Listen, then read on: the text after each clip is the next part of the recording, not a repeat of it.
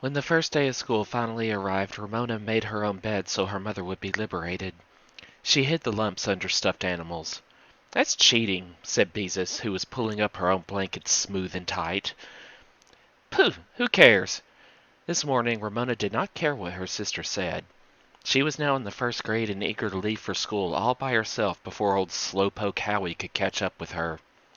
She clattered down the hall in her stiff new sandals, grabbed her new blue lunchbox from the kitchen counter, kissed her mother goodbye, and was on her way before her mother could tell her she must try to be a good girl now that she was in the first grade. She scrunched through the fallen leaves on the sidewalk and held her head high. She wanted people to think how grown up Ramona Quimby is. Last year she was a little kindergartner in the temporary building, and look at her now, a big girl on her way to school in the big brick building.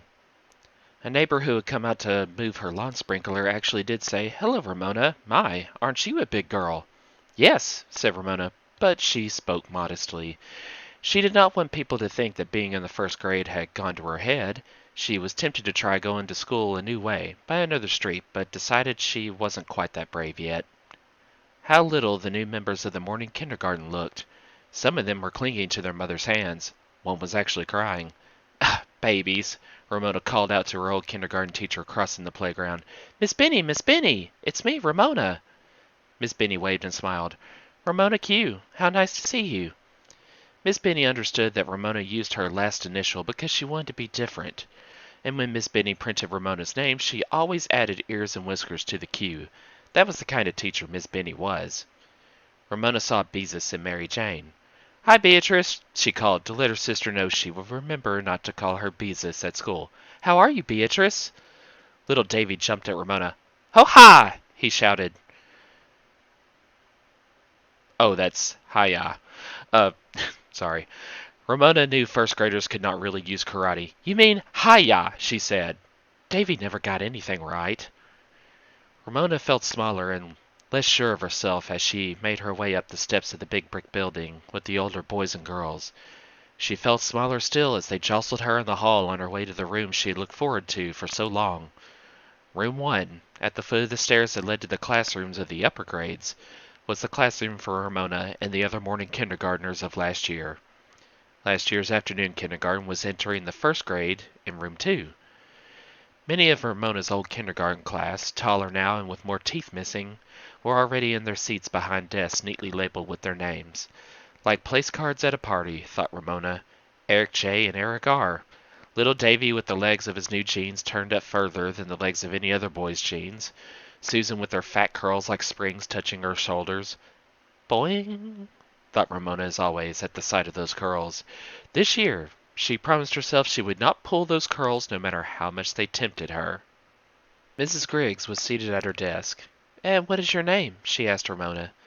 Mrs. Griggs, older than Miss Benny, looked pleasant enough, but of course she was not Miss Benny.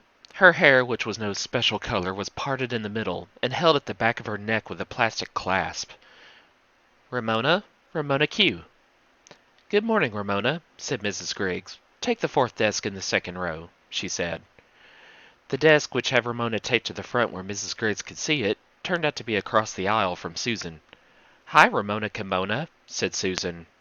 "Hi, Susan Snoozen," answered Ramona as she opened her desk and took out a pencil. She untaped her label, printed her special Q with ears and whiskers on it, and retaped it.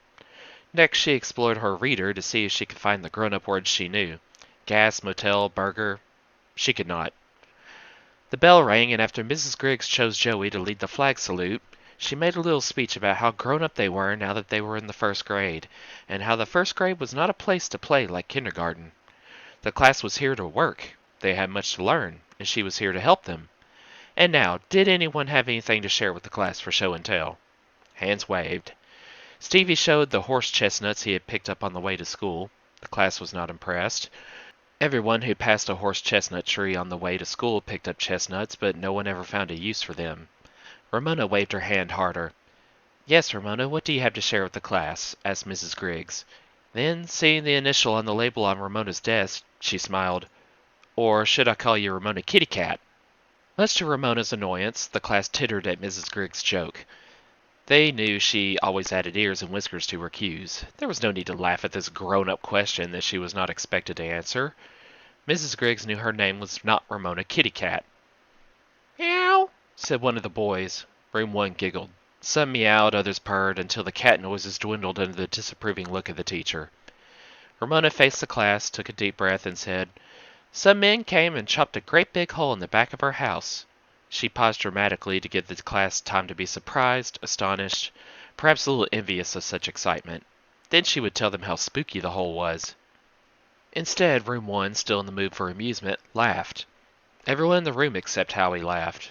Ramona was startled, then embarrassed. Once more she felt as if she were standing aside, seeing herself as someone else, a strange first grader at the front of the room, laughed at by her class. What was the matter with them? She could not see anything funny about herself. Her cheeks began to feel hot. "They did," Ramona insisted. "They did too, chop a hole in our house." She turned to Mrs. Griggs for help. The teacher looked puzzled, as if she could not understand a hole chopped in a house, as if perhaps she did not believe a hole chopped in a house. Maybe that was why the class laughed. They thought she was making the whole thing up. "Tell us about it, Ramona," said Mrs. Griggs. "They did," Ramona insisted. "I'm not making it up." At least Howie, sitting there looking so serious, was still her friend.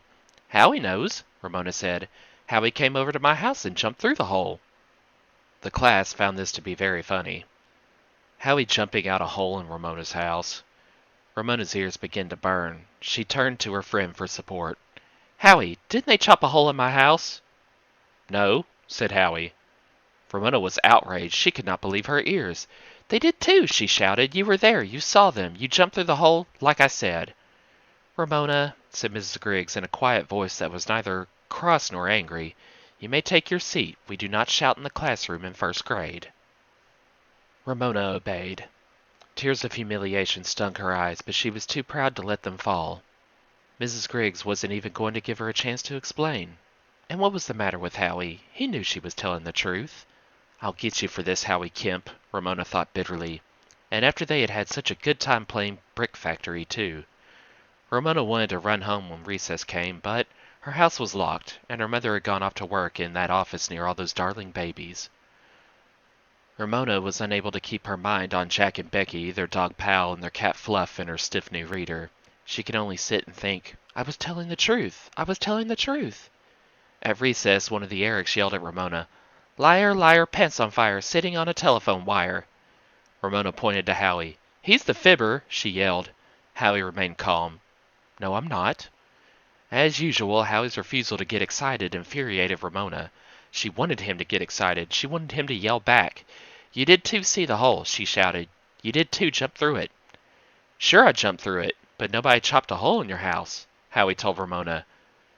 "But they did," cried Ramona, burning with fury. "They did and you know it. You're a fibber, Howie Kemp." "You're just making that up," said Howie. "Two men pried some siding off your house with crowbars. Nobody chopped a hole at all." Ramona was suddenly subdued. "What's the difference?" she asked, even though she knew in her heart that Howie was right. "Lots," said Howie. "You chop with an axe, not a crowbar." "Howie Kemp, you make me so mad," shouted Ramona. "You know what I meant." She wanted to hit, she wanted to kick, but she did not, because now she was in the first grade. Still, she had to punish Howie, so she said, "I'm never going to play Brick Factory with you again, so there." "Okay," said Howie. "I guess I'll have to come back and take my bricks." Ramona was sorry she had spoken so hastily. She would miss Howie's bricks. She turned and kicked the side of the school. She had not fibbed, not really. She had only meant to make the story exciting, and since tools did not interest her, she felt that a hole really had been chopped in her house. That was the trouble with Howie. If she'd offered him a glass of bug juice, he said, "That's Kool-Aid." If she said, "It's been a million years since I had a popsicle," he said, "You had a popsicle last week. I saw you." Ramona began to feel heavy with guilt. Now the whole class and Mrs. Griggs thought Ramona was a fibber. Here it was, the first half of the first morning of the first day of school, and already the first grade was spoiled for her. When the class returned to room 1, Ramona did not raise her hand through the rest of the day, even though she ached to give answers.